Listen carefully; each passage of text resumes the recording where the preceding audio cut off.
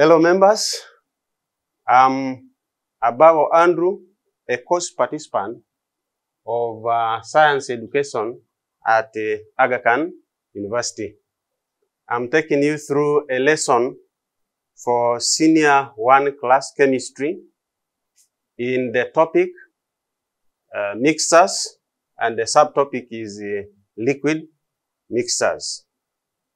By the end of this lesson, learners are expected to correctly state the two types of liquid mixtures.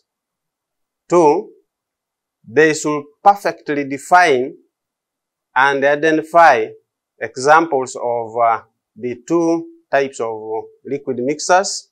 Then thirdly, by the end of the lesson, they should be able to neatly separate a mixture of immiscible liquids. There are two types of liquid mixtures. And the first type of liquid mixtures is miscible liquid mixtures. Miscible liquid mixtures are formed by miscible liquids. And miscible liquids are those liquids that mix uniformly when put in the same container. And they are also called the homogeneous liquid mixtures.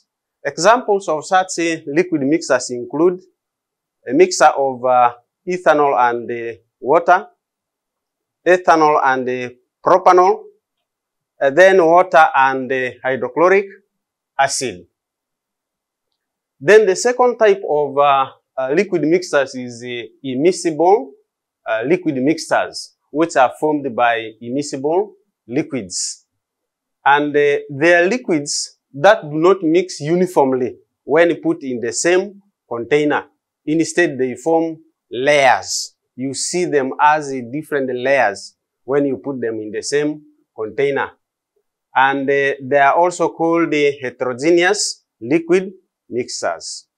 Examples of such liquid mixtures include cooking oil and water. We have paraffin and water. And such immiscible liquid mixtures can be separated by separating funnel. And that's an example of immiscible liquid we have mentioned up there, the appearance in what is called separating funnel. That container is what is called separating funnel. For example, a mixture of kerosene, that is paraffin and water, when you put them in this device called separating funnel, the two will not mix uniformly. They will form separate layers. That's why they are called immiscible liquid mixtures. Then the water that is heavier, that is denser, will form the lower layer. Can you see?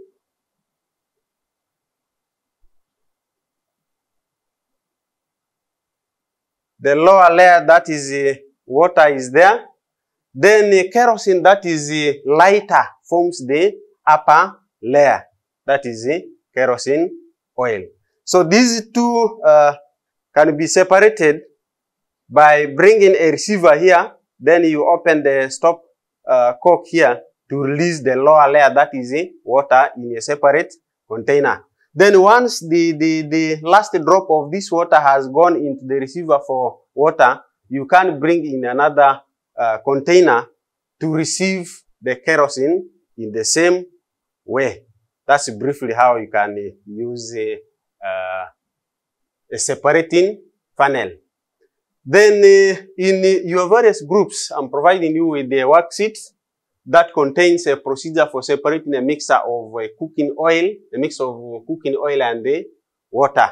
The procedure is clearly separated, indicated in this worksheet. You are going to work in your groups using the separating funnel I've given you. As a homework, I'm giving you this question. An old woman bought paraffin using the only 200 shillings she had from the market. But on reaching home, she accidentally poured the paraffin into a container having water. Now, as a chemistry student who has learned about how to separate liquid mixtures, briefly describe how you will be able to help this old woman recover the paraffin from the mixture of water. Then I would expect you to type your answer in a message using a phone of either your parent or your guardian or any other person from whom you can access a phone, and I will expect you to send your response to that equation on this number 0784-6585-97. And the last date for me to receive that is 20th of July 2022. Thank you so much.